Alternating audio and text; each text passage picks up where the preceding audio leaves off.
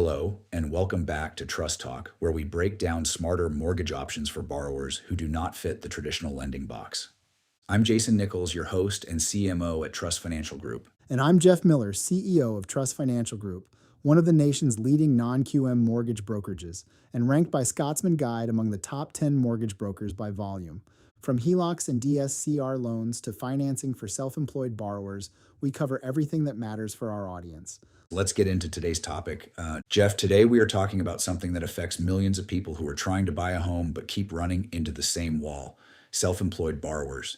And specifically, which ones have the hardest time qualifying and why? Because not all self-employed borrowers are in the same boat. A freelancer has a completely different profile from a business owner. A contractor looks different from a 1099 earner. And the challenges each one faces in the mortgage process are very different. And understanding which category you fall into is the first step to knowing how to fix the problem. Let's break it down. Jeff, before we get into the specific categories, let's just set the stage. Why do self-employed borrowers struggle with traditional mortgage qualification in the first place? It all comes back to how traditional lenders measure income. The entire conventional mortgage system was built around one thing: a W-2. A single employer paying you a consistent salary every 2 weeks with taxes already withheld. Clean, simple, easy to verify. And self-employed income looks nothing like that. Nothing like it. Self-employed borrowers might earn differently every month. They might have multiple income streams. They are paying their own taxes quarterly. And most importantly, they are doing what every smart business person does: writing off every legitimate expense they can to reduce their taxable income. Which is completely legal and completely smart. 100%. But here is the problem. The bank looks at your tax return and sees that reduced taxable income number, not what is actually hitting your account, not what your business is actually generating, just that one number after all the deductions. And that number gets them denied. Even if they are making great money. Even if they are making exceptional money. We have seen borrowers making $30,000 a month get denied because their tax return showed $45,000 for the entire year after write-offs. The bank sees $45,000 a year and says you cannot afford this mortgage. It is a fundamentally broken evaluation for anyone who earns outside of a W-2. Okay, so let's get into the specific categories: 1099 earners, freelancers, contractors, and business owners. Who has the hardest time and why? Let's go through them one by one. 1099 earners are actually in a relatively manageable position compared to some of the others. They have documentation of their income through the 1099 forms themselves. The challenge is that their income can vary significantly from year to year and month to month. Lenders want to see consistency, and a 1099 earner who had a great year followed by a slower year is going to raise questions. What about freelancers? Freelancers are in a similar position, but often without even the 1099 documentation. A lot of freelancers get paid through platforms, through PayPal, through direct transfers. The income is real, but it is scattered across multiple sources and harder to present in a clean, organized way to a lender. That messiness creates friction. And contractors? Contractors can actually have a smoother path if they have been in business for at least 2 years and their contracts are documented. The issue is gaps.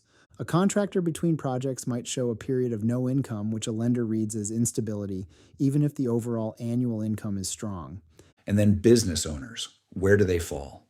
Business owners are honestly the most complicated category and often the ones who struggle the most. Here is why.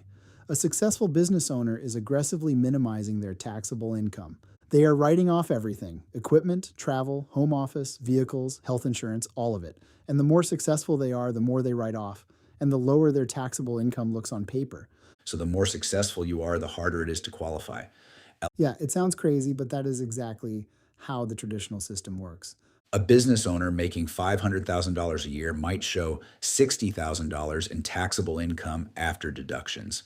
And the bank uses that $60,000 number to tell them they cannot afford a $400,000 home. It is genuinely backwards. And this is the exact problem non-QM lending was built to solve. Precisely, because the solution is not for these borrowers to earn differently or pay more taxes. The solution is to use a lender who knows how to evaluate their actual financial picture. So let's talk solutions. How does Truss approach each of these borrower types differently? For 1099 earners and freelancers, the bank statement loan is almost always the cleanest path. We look at 12 to 24 months of bank deposits. We can see exactly what is consistently coming in every month, and we use that as the qualifying income instead of the tax return. Which immediately removes the write-off problem. Completely removes it. Your deductions are yours to keep. We are not penalizing you for being smart with your taxes. We are looking at the real cash flow. What about contractors? For contractors with documented project history and consistent deposits, the bank statement loan works well too. If they have a current active contract, that also helps us build the income picture. We are looking for consistency, and we can usually find it in the bank statements even when the tax return does not tell the full story. And for business owners, the most complicated group? For business owners, we have a few tools depending on the situation. Bank statement loans work well for most. For larger businesses, we can sometimes use a profit and loss statement prepared by a CPA. And for business owners who have significant assets, we also have asset depletion programs where we convert liquid assets into a qualifying income figure. So there is genuinely a path for almost every self-employed borrower. There is. And that is the message we want people to take away from today. If a traditional bank said no, that is not the final answer. It just means you need a lender who was built for the way you actually earn. Perfectly said. If you are self-employed and you have been told you do not qualify, or you are worried you will not qualify before you even apply, what is the first step? Talk to someone who actually understands self-employed income before you apply anywhere, because applying to the wrong lender and getting a denial can hurt your credit score and your confidence. Come to trustfinancialgroup.com first. Tell us how you earn. We will tell you exactly which program fits your situation and what you can qualify for without any impact to your credit. That is the move.